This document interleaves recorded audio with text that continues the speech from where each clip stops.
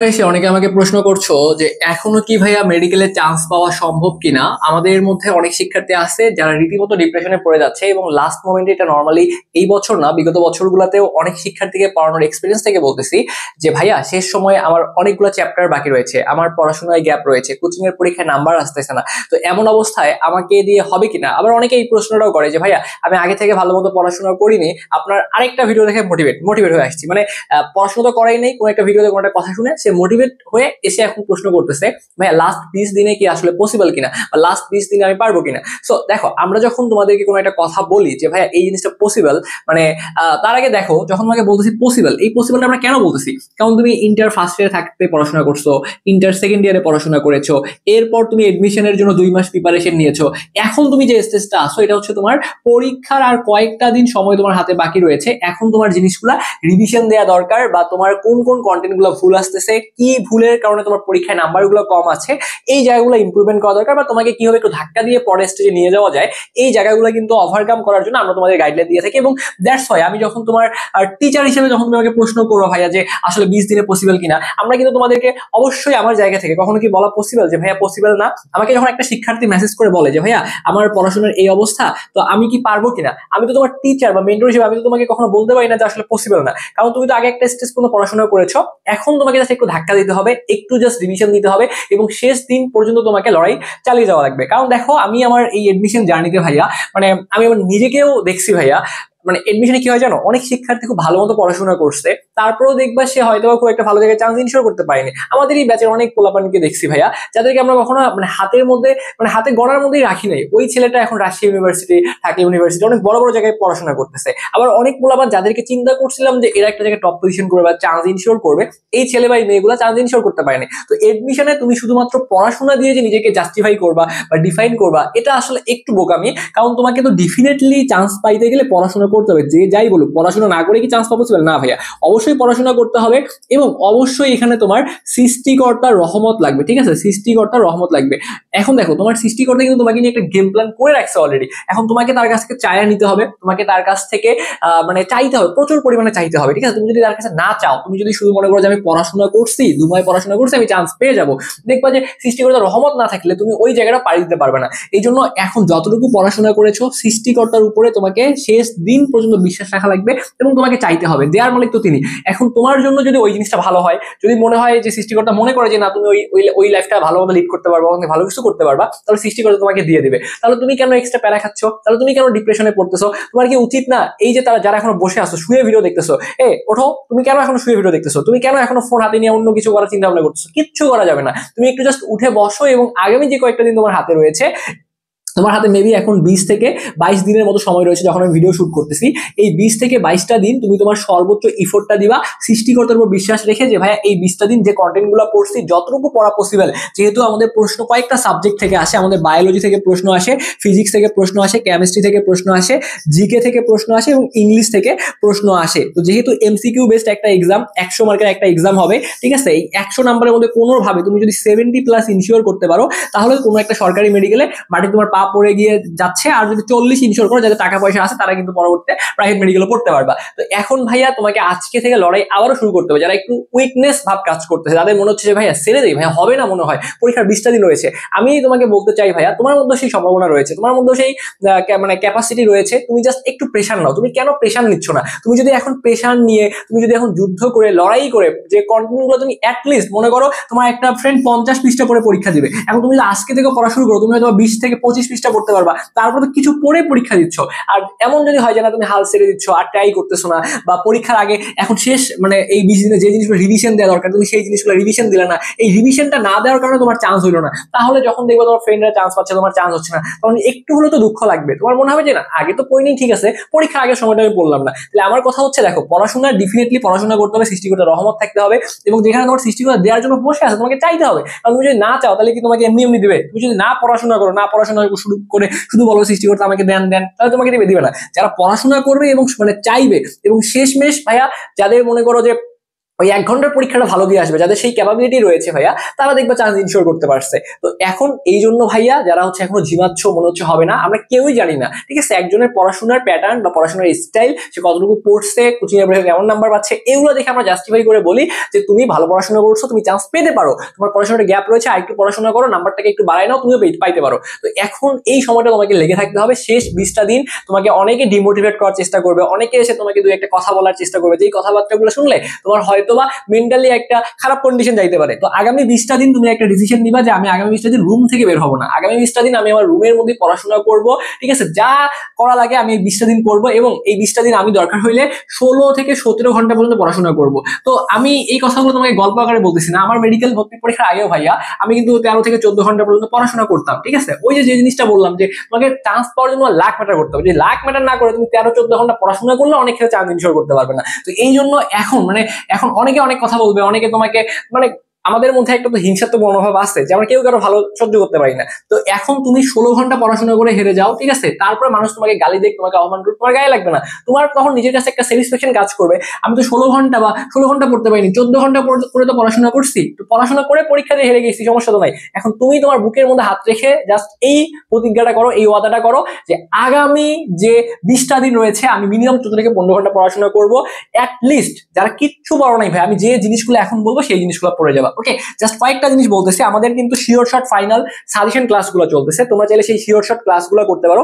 Sure short ক্লাসগুলোতে যেভাবে ক্লাসগুলো হচ্ছে আমি ঠিক সেই অ্যাপ্রোচটাই তোমাকে শেখাই দিচ্ছি, তুমি জাস্ট এই অ্যাপ্রোচটা করেই পড়বা, ঠিক আছে। দেখো, তো আমাদের যে শিওর ক্লাসগুলো চলতেছে সেখানে যদি বায়োলজির কথাবার্তা বলি, বায়োলজির তোমার শর্ট সিলেবাস এবং ফুল সিলেবাস রয়েছে। আমি নেক্সট আরেকটা ভিডিও দেওয়ার চেষ্টা করবো যেখানে তুমি 2 দিনে কিভাবে বায়োলজি রিভিশন দিবা। দেখো, শেষ করা এক জিনিস, রিভিশন দেওয়া এক জিনিস, কারণ তোমরা অলরেডি সবাই শেষ করছো কন্টেন্টগুলো, কিভাবে রিভিশন দিবা বা কিভাবে জিনিসটা থেকে একটা ভালো আউটকাম বের করে নিবে সেটা আরেকটা ভিডিওতে তোমাকে বলার চেষ্টা করবো। তো বায়োলজিতে তোমার শর্ট সিলেবাসটা তুমি মোটামুটি দেখো, যেখানে উদাহরণগুলো আছে এই উদাহরণগুলো পড়ো, যত বক্স আছে এই বক্সগুলো পড়ো, যত ব্যতিক্রম আছে এই ব্যতিক্রমগুলো পড়ো, তারপর যত বৈশিষ্ট্যগুলো আছে এই বৈশিষ্ট্যগুলো পড়ো, নেমোনিক দিয়ে যেগুলো মনে রাখা যায় এইগুলো পড়ো। সংখ্যামূলক তথ্য খুব বেশি নিয়ে মাথায় খামার ধরনের এগুলো থেকে একটা বা দুইটা প্রশ্ন আসে, সেটা জিকে থেকে বেশি আসে, বায়োলজি থেকে আসলে আসতে পারে খুবই পসিবিলিটি কম, এগুলো নিয়ে বেশি প্যারা খাওয়ার দরকার নেই। এই কাজগুলো করে মোটামুটি যতটুকু ইম্পর্টেন্ট যে কন্টেন্ট গুলো আছে হাবি জাবি লাইন যেগুলো আসার পসিবিলিটি খুব কম, সেগুলো পড়ার দরকার নেই। কেন দরকার নাই? কারণ একটা চ্যাপ্টার থেকে প্রশ্ন আসবে একটা বা দুইটা, তো ওই দুইটার জন্য ওই যে সারা কি করবে, যেগুলো ইম্পর্টেন্ট সেগুলো থেকে তুলে দিবে। তো এই গুরুত্বপূর্ণ অংশগুলো জাস্ট পড়ে ভাইয়া, ঠিক আছে, এটা শর্ট সিলেবাসের গুরুত্বপূর্ণ অংশগুলো পড়ে তুমি জাস্ট অনুশীলনীর প্রশ্নগুলো মুখস্থ করে ফেলো, এবং বিগত বছরের কোশ্চিন ব্যাংকে যতগুলো প্রশ্ন আছে ব্যাখ্যা সব মুখস্থ করে ফেলো। এখন যদি তোমার এমন মনে হয় যে ভাই আমি কোনো একটা চ্যাপ্টার পড়ি নাই, সেক্ষেত্রে কি করবা, সেক্ষেত্রে ওই চ্যাপ্টার থেকে তুমি অনুশীলনীর প্রশ্নগুলো আগে মুখস্থ করো। ভাই চ্যাপ্টার পড়ি নাই তারপরও বলতেছি আমি তোমাকে, কিন্তু পড়তে হবে অ্যাটলিস্ট অনুশীলনীর প্রশ্ন যতগুলো রাইটারের আছে, ঠিক আছে, কাজী আজমল স্যার, আবুল হাসান স্যার, আলিম হাসান স্যার, সবগুলো রাইটারের বইয়ের অনুশীলনী এমসিকিউ মুখস্থ করো, সাথে কিউবি থেকে গুরুত্বপূর্ণ জিনিসগুলো মুখস্থ করো। আর তুমি সে সময় যে কাজটা করতে পারো, কিউবি তো তোমার কাছে আছে, এই কিউবি কোশ্চিন ব্যাংক, তুমি এখানে প্রশ্ন মুখস্থ করতে পারো, অনুশীলনীর প্রশ্নগুলো আমরা তোমাকে দিয়ে দিব বা তোমার কাছে তো রয়েছে।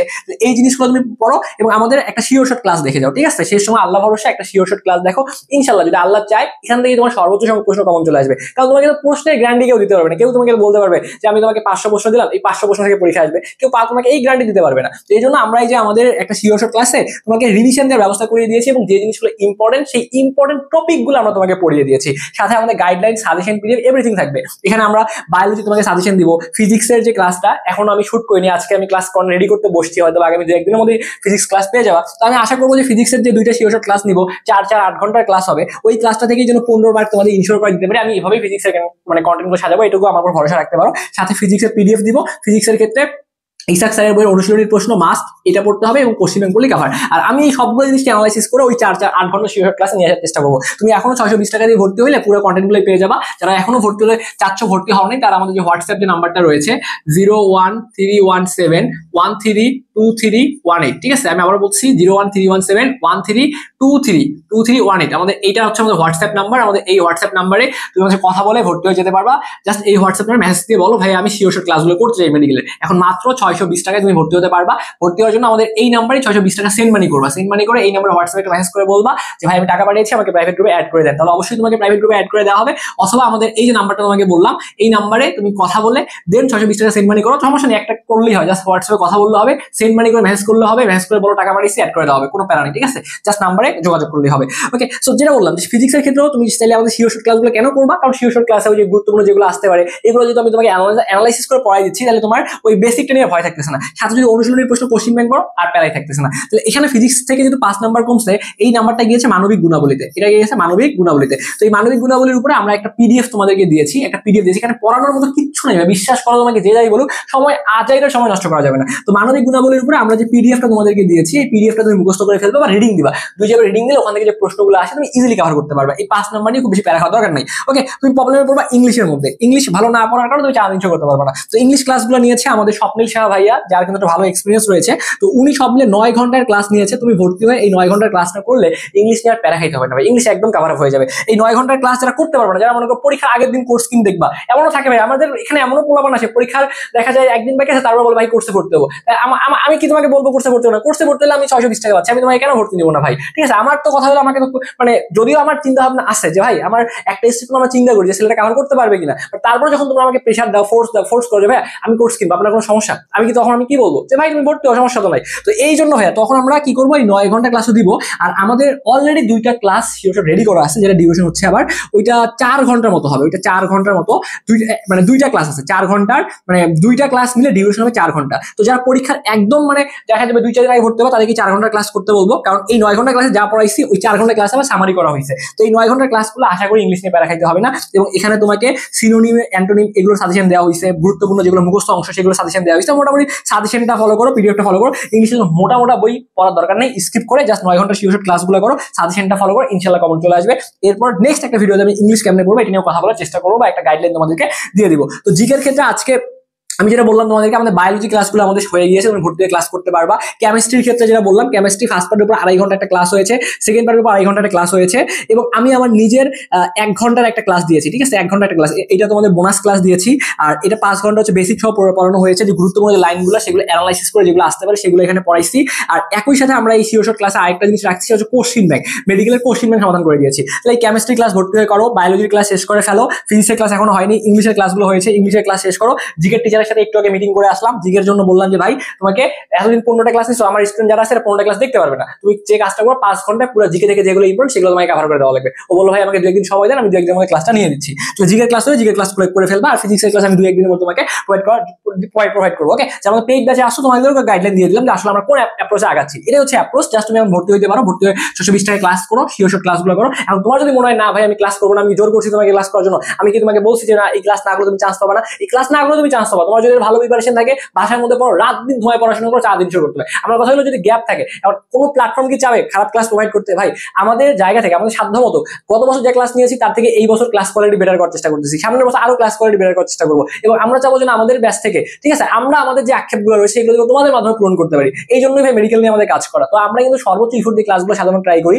ঠিক আছে? তো তোমরা আশা করি ক্লাসগুলো করো, এখান থেকে সর্বোচ্চ উপকৃত হবা। আর যেহেতু ক্লাসগুলো শিওর শর্ট, মানে পরীক্ষা আসার মতো জিনিসগুলো পড়ানো হয়েছে, হাবিজাবি কিছু পড়ানো হয় নাই, তুমি মাত্র 620 টাকায় ক্লাসগুলো করো, যে পিডিএফ গুলো দিচ্ছি যদি এইগুলো পড়তে পারো, আশা করি তুমি 4 দিন শুরু করতে পারবা। কারণ এইখানে তোমাকে যে পরিমাণ কন্টেন্ট দেওয়া হয়েছে, ক্লাসের ডিউরেশন হয়তো বা কম, একটা করে ক্লাস 4 ঘন্টা 4 ঘন্টা। কারণ দেখো কেন বললাম 4 ঘন্টা পুরো কন্টেন্ট সব পড়ানো পসিবল না ভাইয়া, একটা 4 ঘন্টা গেলে সব পড়ানো পসিবল না। কি পড়ানো পসিবল? যেগুলো আসার মতো, যেগুলো গুরুত্বপূর্ণ সেইগুলো পড়ায়, যে পিডিএফ দিচ্ছি, গাইডলাইনটা দিচ্ছি, অনুশীলনী, বিগত বছরের প্রশ্ন, মেডিকেলের প্রশ্ন মুখস্থ, এইগুলো করে যা পরীক্ষা দেখো তুমি, তোমার তো 100টার মধ্যে 100টা গাইড করা লাগবে না, 100টার মধ্যে 70টা যারা গাইড করতে পারবা, যাদের প্রিপারেশন একদমই খারাপ, ইনশাল্লাহ তোমার 4 দিন শুরু করতে পারবা। আর অনেকে থাকে ভাই বেসরকারি মেডিকেল লাইন পড়তে চাই, পারবো কিনা? এগুলা করলে তোমার যেখানে সরকারি মেডিকেল 4 দিন শুরু হয়ে যাওয়ার মতো একটা পসিবিলিটি আছে। ভালো মতো পড়াশোনা, দেখো পড়াশোনা তো সবাই করছে কম বেশি, তাই না? এখন এই পরীক্ষার আগে এসে হাল ছেড়ে দেয় যে হবে না, সলিউশন দিয়ে দিলাম। আর যারা প্রাইভেট মেডিকেল পড়তে যাও 40টা তুমি ইজিলি এখানে কম পাবা। যাই হোক, ভালো মতো পড়াশোনা করতে থাকো। আশা করি তোমাদের যে নিজের প্রিপারেশন, ওই প্রিপারেশন নিয়ে যুদ্ধ করো। যদি কোনো সহায়তা প্রয়োজন হয়, যদি মনে হয় শিওর শর্ট ক্লাসগুলো দেখবো, তাহলে শিওর শর্ট ক্লাস করতে পারো, আমাদের গাইডলাইন ফলো করতে পারো। আর যদি মনে হয় না ভাইয়া আমি ভালো মতো আগাচ্ছি, আমার সম্পূর্ণ এমনি যদি পরামর্শ প্রয়োজন হয়, তাহলেও আমাদের এই নাম্বারটা খোলা রয়েছে। আমাদের নাম্বারে ফোন দিয়ে মেসেজ করলে বেশি খুশি হবো, হোয়াটসঅ্যাপ মেসেজ করে আমাদের কথা বলেও তুমি সলিউশন নিতে পারবা, কোনো প্যারা নাই। তো তোমাদের সকলের জন্য অনেক অনেক দোয়া এবং শুভকামনা রেখে আজকের এই ভিডিওটা আমি এখানেই শেষ করছি। এরপর ধারাবাহিকভাবে একটা করে গাইডলাইন ভিডিওগুলো আমি নিয়ে আসার চেষ্টা করবো। তোমার কমেন্ট আমাকে জানাতে পারো যে কোন টপিক নিয়ে আমার ভিডিও চাও। ওকে, তো সবাই ভালো থাকো, সুস্থ থাকো। এতক্ষণ সাথে থাকার জন্য তোমাদের সবাইকে অসংখ্য ধন্যবাদ।